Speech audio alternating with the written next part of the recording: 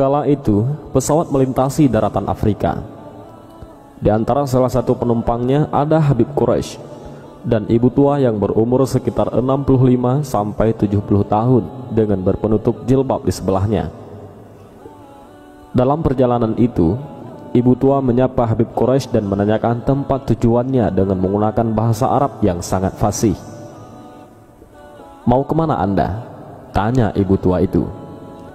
"Saya akan transit ke Yordan, kemudian melanjutkan perjalanan ke Yaman," jawab Habib.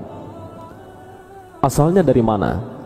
tanya ibu tua itu, juga dengan menggunakan bahasa Arab yang sangat fasih.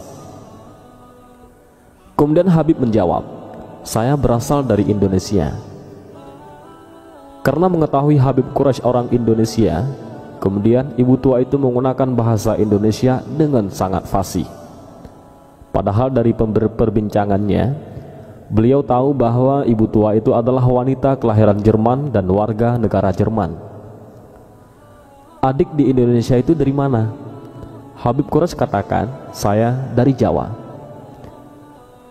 Tak ubahnya seperti mengetahui sesuatu, ibu tua itu lantas merubah dialognya dengan menggunakan bahasa Jawa, yang dialeknya sangat halus dan sampai-sampai Habib tidak paham dengan apa yang beliau katakan. Habib berkata, "Luar biasa, ibu begitu banyak menguasai bahasa sampai bahasa Indonesia dan Jawa, padahal ibu adalah orang Barat." Ibu tua itu hanya tersenyum seraya berkata, "Alhamdulillah, saya menguasai 11 bahasa dan 20 bahasa daerah." Silih waktu dari perbincangan Habib Quraisy bersama ibu tua itu akhirnya mengarah kepada hal-hal yang berkaitan dengan agama.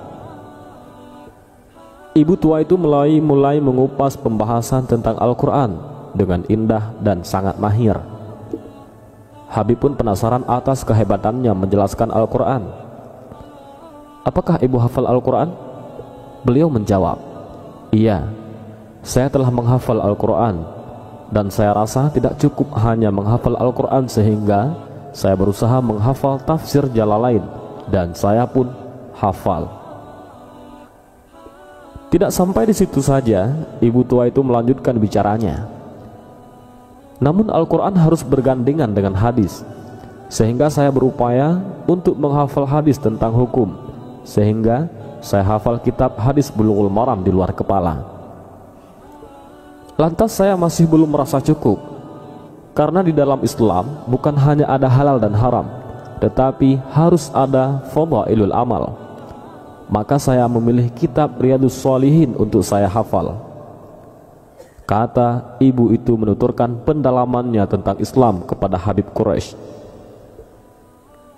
Ibu itu kembali bertutur, "Di sisi agama ada namanya tasawuf, maka saya memilih kitab Ihya Ulumuddin. Dan sampai saat ini saya sudah 50 kali mengkhatam membacanya. Karena seringnya membaca Ihya Ulumuddin, sampai pada akhirnya bab Ajaibul Qulub saya hafal di luar kepala." Habib Quraisy kagum melihat kehebatan dan luar biasanya ibu itu. Namun karena tidak percaya begitu saja, akhirnya Habib mencoba untuk memberikan tes dari kebenaran perkataannya itu. Apakah ia benar telah menghafal Al-Quran? Apakah benar ia menguasai tafsir Jalalain tentang asbabun nuzul dan kaul Ibnu Abbas?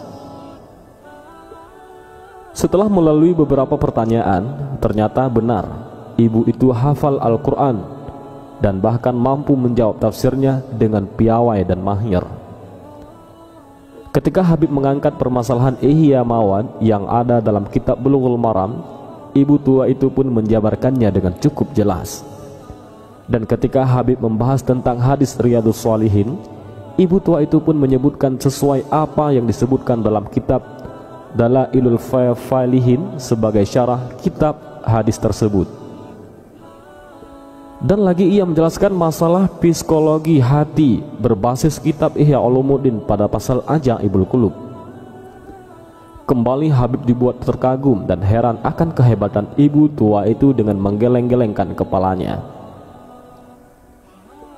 Pesawat akan mendarat di airport. Lalu ibu tua itu mengambil tasnya yang ada di kabin. Karena sudah merasa kenal, Habib pun membantu menurunkan 3 tasnya ke lantai pesawat. Namun apa yang terjadi?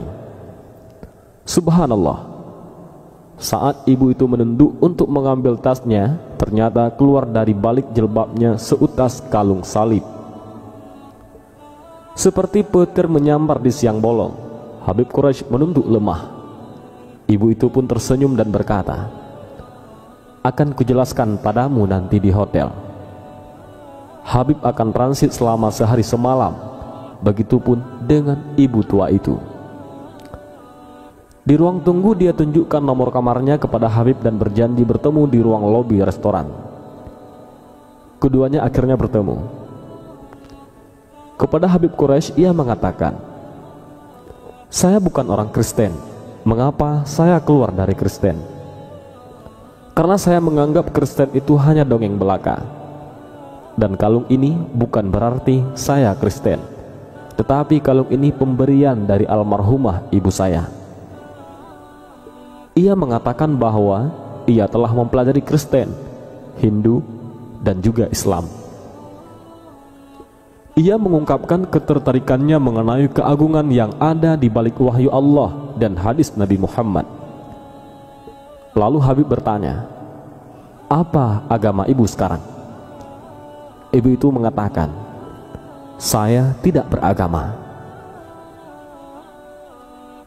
Andai ibu masuk Islam, begitu membaca 2 kalimat syahadah, ibu akan langsung mendapat titel ulama karena luasnya ilmu yang dimiliki, kata Habib.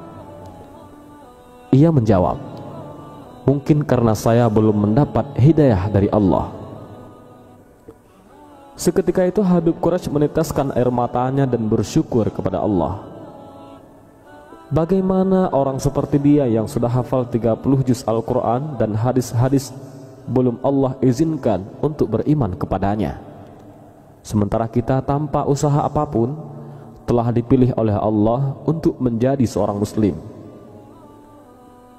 Adakah yang tahu betapa mahalnya hidayah? Setinggi-tinggi ilmu, seluas-luasnya pengetahuan, sedalam-dalamnya pemikiran, dan sekuat-kuatnya hafalan 30 juz Al-Quran dan hadis tidaklah mampu menggapai hidayah. Karena hidayah itu adalah datangnya dari Allah. Sebagaimana hambanya masuk surga karena rahmatnya, tidaklah cukup hanya menghafal Al-Quran dan hadis. Demikianlah kisah luar biasa ini. Semoga kita dapat mengambil ikhtibar betapa bersyukurnya kita dianugerahi iman dan Islam. Tinggal bagaimana kita mencari dan mempelajari Islam secara kafah. Dan semoga kita termasuk golongan orang-orang yang husnul khatimah. Dan ibu tua itu bernama Anne-Marie Schimmel, yaitu ahli terkemuka dalam literatur Islam dan mistisme ataupun tasawuf. Beliau dikenal memiliki ingatan fotografis dan beliau berkebangsaan Jerman.